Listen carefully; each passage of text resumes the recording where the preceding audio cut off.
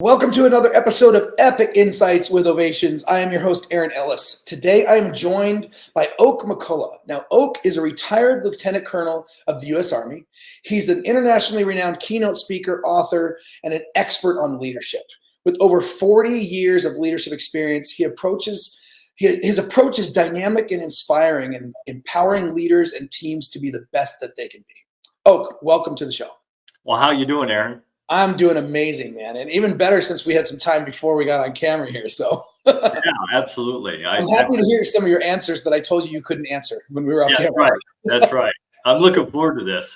I always love to hear what led people to do what they're doing today. I understand you have your history in the Army, and you've worked obviously in some private companies as well, public companies. What led to what you're doing today, though, to where you're actually like we talked about, like you have this mission, you have this vision that you have to share with the world. So when I was one of my last assignments in the Army, I ran an Army ROTC program. So I was helping produce the next generation of leaders for the Army and for the nation. And I was going around to high schools and colleges, and I was talking to young men and women. And I'd always ask them, so what do you want to do in life? What do you want to be? And they'd tell me what profession they wanted.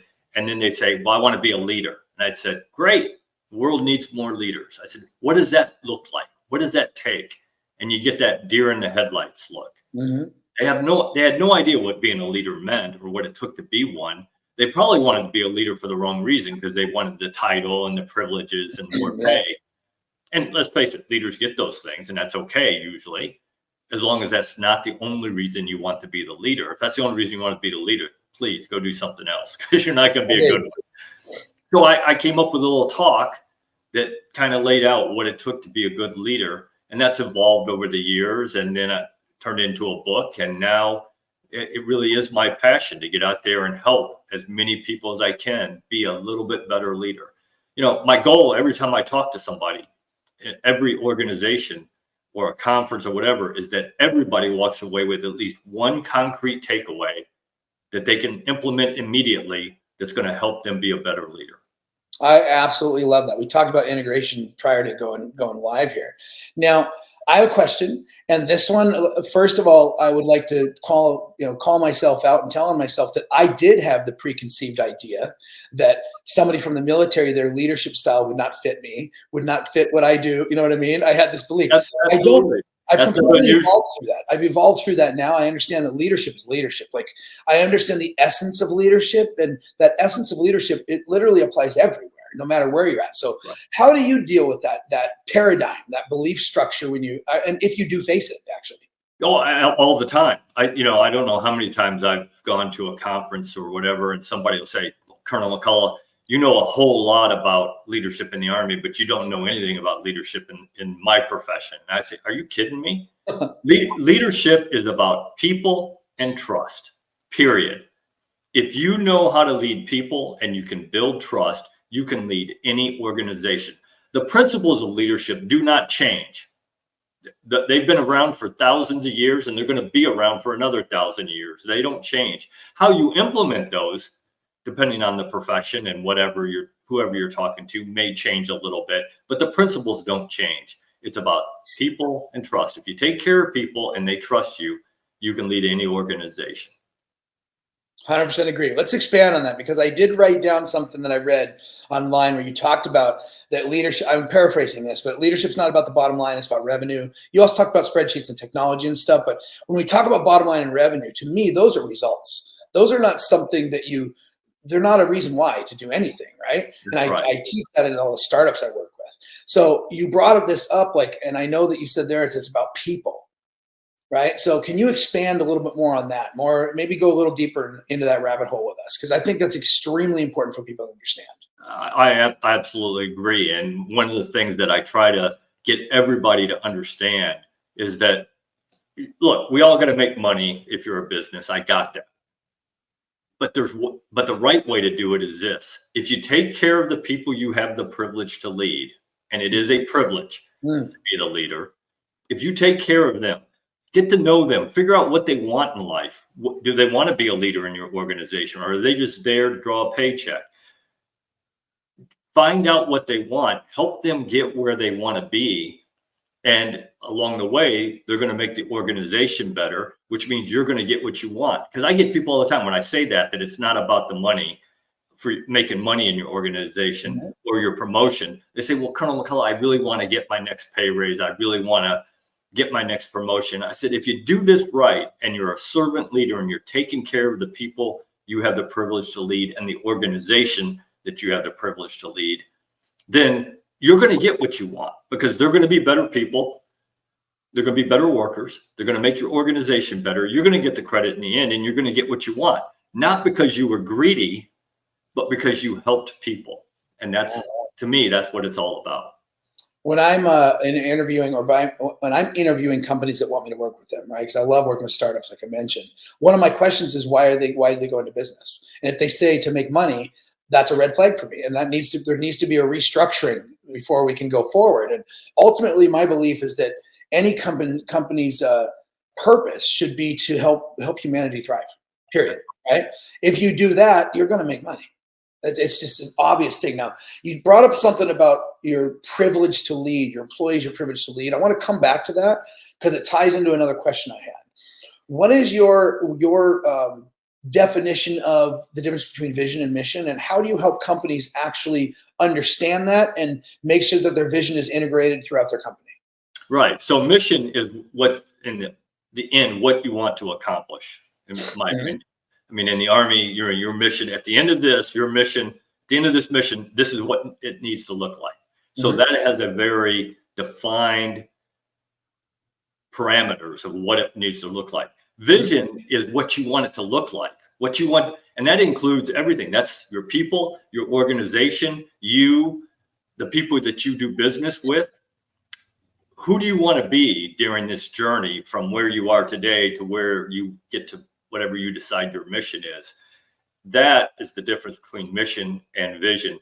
And the people that you are leading need to know what both of those are.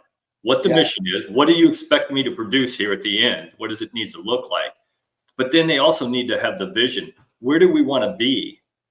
And who do we want to be during that journey from here to there? Because that's what it really is. It's that who are you during that journey toward your mission? Yeah, I like that perspective. Wow, that's different than it's different than I put it, but the same. Ultimately, I really like that. So let me ask you how that applies towards those we have the privilege to lead. And I'm curious if you do this or your thoughts on doing this. I really believe that if a company can understand what an individual person, like their employee's vision is, and help match that in essence to their vision, that's one of the ways to integrate vision into their entire company. Yeah, that's right? A win-win. Yeah, there's a lot of confusion though. When I don't know if you've ever been asked that or if you presented that, but a lot of times there's confusion in that when I talk to people, because they go to the imagery of the vision rather than the essence of the vision. And what I mean by that is, these people want to be fulfilled, you want to be fulfilled. That's an essence thing. How the fulfillment happens or the activities are the imagery thing. So I'd love to hear your thoughts on that. Yeah, so I'm a huge believer that you got to get to know the people, like I said, that you're leading. And one of the things that I always tell people, and that I've done throughout my career, is, and it starts with inboard, when you bring people in, sit down with them and kind of map out, ask them what they want out of this, what's the end goal, and then sit down periodically and let's look and write that down. This is what you want to get out of this. And then periodically sit down and let's revisit it. Is this still where you want to be at the end of this? Where are we on that journey? What are the steps we have to take to get you further down that journey? Yeah. So that they do understand that you actually, number one, you listen to them. Number two, that you actually care that we're going to get you where you want to be.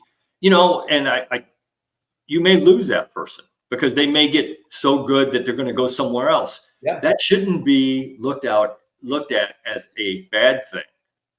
Agreed. Look at it as you just helped whatever company is getting that person to be a better company.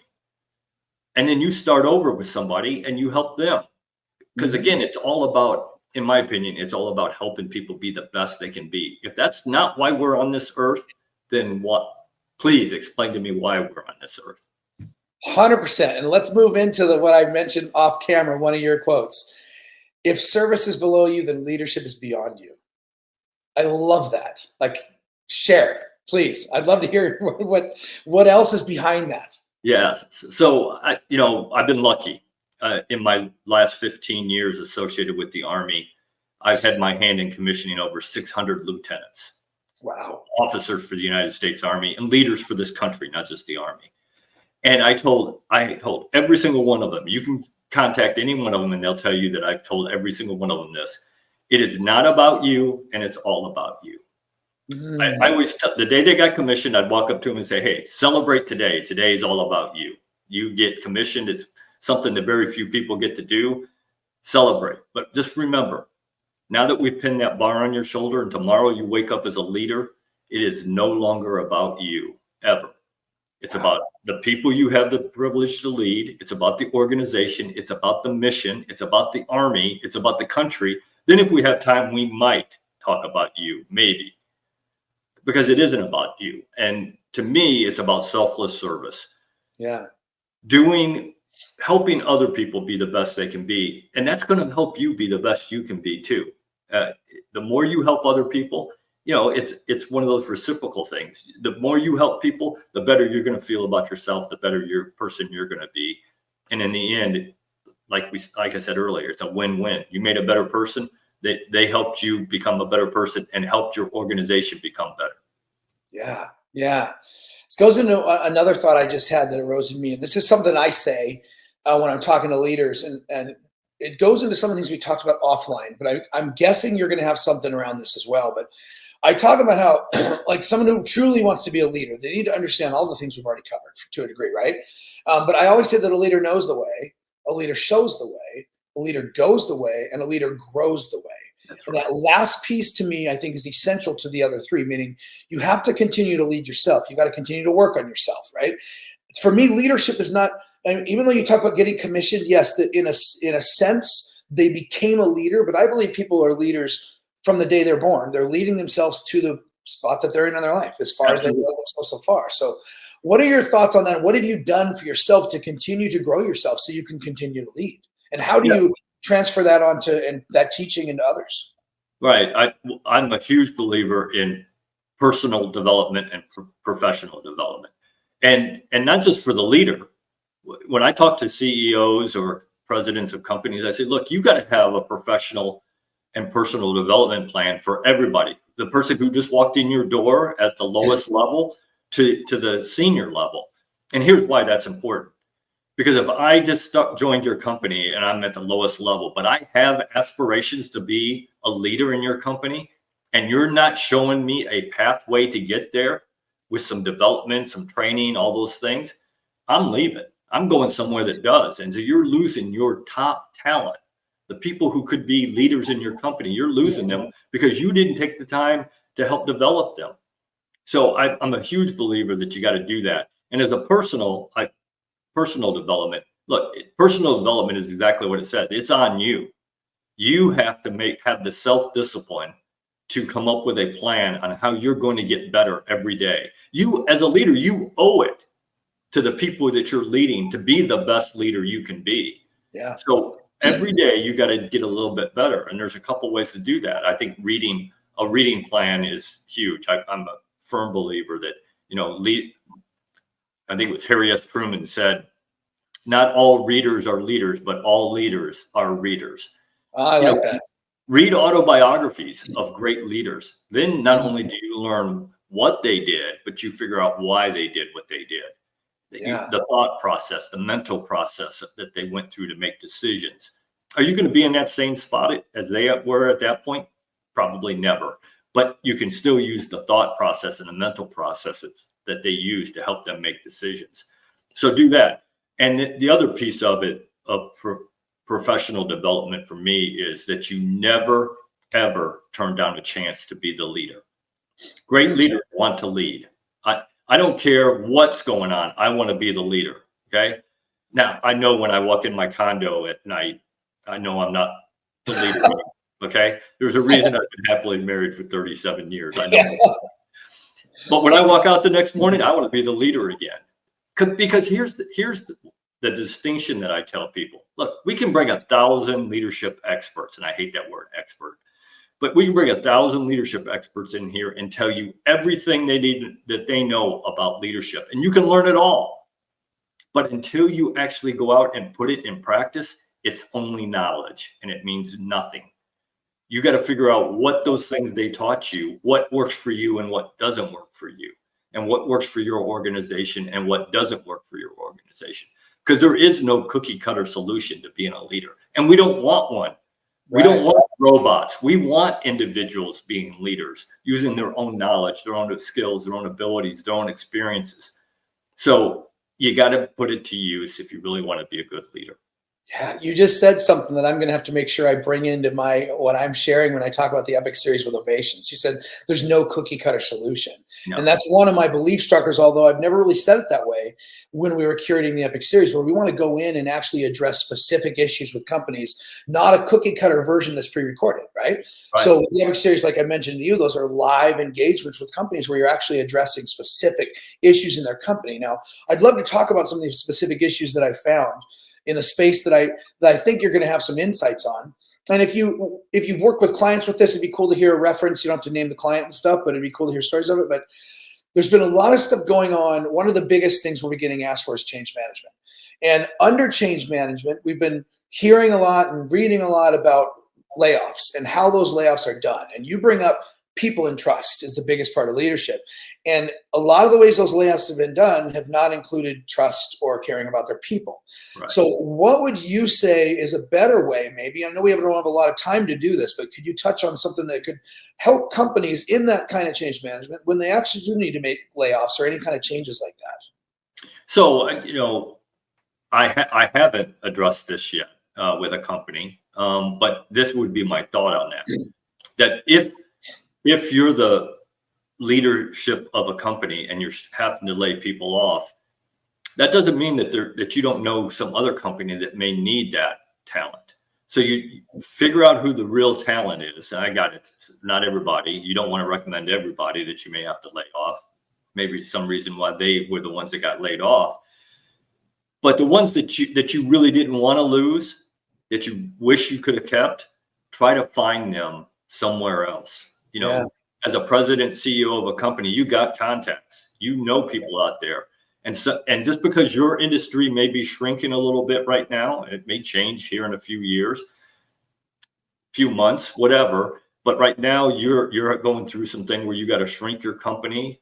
That doesn't mean somebody else may be going through a boom that they can use that talent, even if it isn't, a specific talent for that company. If somebody is good, just like leadership is leadership, a good worker is a good worker. And somebody, you can always teach somebody how to do a certain skill. Yeah. But the good worker, the self-discipline, the motivation, the reliability, trustworthiness, those are things that are really hard to teach somebody. So if you've got somebody like that you had to lay off, I promise you there's another company out there that wants them, needs them. So look for places to help refer to. Yeah, I would also, just from getting to know you a little bit, all the other things you teach, if those things have been actually actioned in a company, I think it would be more natural that they did those things if they had to do a layoff. If they were already involved working with their people and in their people and understanding what their goals were and where they wanted to go, they would know them well enough to be able to actually help with that transition. We'll talk about that offline too, because there's some really fun stories about that I've experienced with that. Now, we're coming on time right now. One of the things I want to ask you too, I'm really big on, we talk about this off camera, the personal and the professional. So personal, who's Oak? We know there's a wife involved. Is there kids? What do you like to do in your spare time? What's the playful Oak like? Yeah. So been married for 37 years to my best friend, my biggest fan, and my biggest critic. And that's okay. Yep. We all need that person. I've got 2 children. I've got a 35-year-old son who lives here in Florida, not too far from us, right across the state. And he has our 3-year-old grandson. So I like to spend as much time with them as that we can. Then my daughter, I got a 33-year-old daughter who still lives in the Mobile, Alabama area. And she has my 10-year-old granddaughter. and my 7-year-old grandson, who we're going to get for the whole month of July. Fun, yeah. This would be, I think, the third summer in a row we've done that, and we love having them, and we have a blast with them. But at the end of a month, I remember why young people have kids. Right. And then, people ask me, so how do you recharge yourself? Because I'm a hard charger, hard worker. I don't have any problems working 18, 20 hours on something that I need to. I said, the 3 F's: family, faith, and fishing. Those are the 3 things that I do to recharge myself. I spend as much time as I can with my family. I certainly spend as much time as I can doing things for our Catholic Church and for our faith. Mm-hmm. And then not as often as I would like, but as much as I can, I get out and fish. Love it. Love it.